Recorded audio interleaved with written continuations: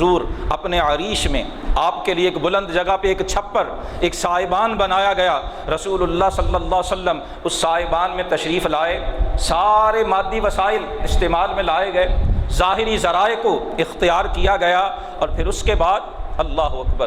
اب صحابہ صف آرا ہیں اور جرنیل صحابہ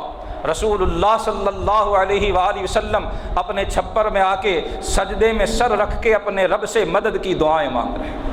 اللہ کے رسول نفل پڑھ رہے ہیں، حالت سجدہ میں سر اقدس سجدہ میں رکھا ہوا ہے، اور عرض کر رہے ہیں یا اللہ تیرا وعدہ، مولا تیرا وعدہ، الہی تیری نصرت، مولا تیری حمایت، الہی تو نے جس حمایت کا وعدہ کیا تھا مولا آج ہمیں اس کی ضرورت ہے۔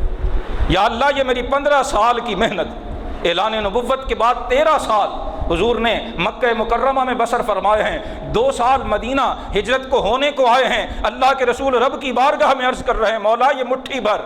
یہ 313 یا 14، یہ چند مٹھی بھر 300 کے قریب کی نفری، ان تہلک هذه العصابہ لن تعبد، او کما قال الرسول صلی اللہ علیہ وسلم، سجدے میں سر رکھ کے عرض کر رہے ہیں مولا اپنی مدد بھیج دے، الہی اپنی تائید بھیج دے، مولا اپنی حمایت ہمارے شامل حال فرما دے، یا اللہ اگر یہ مٹھی بھر آج شکست کھا گئے تو الہی پھر تیری عبادت کون کرے گا؟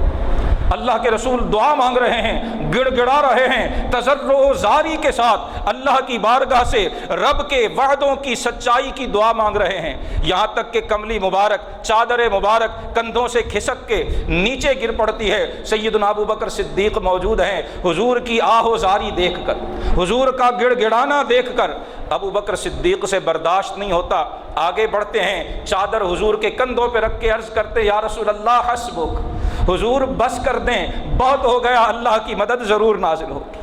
اے حبیب سجدے سے سر انور اٹھا لیجئے، جس مدد کی آپ دعا مانگ رہے ہیں اللہ اسے ضرور بھیجے گا۔ رسول اللہ صلی اللہ علیہ وسلم سر انور اٹھاتے ہیں اور پھر میدان کارزار گرم ہوتا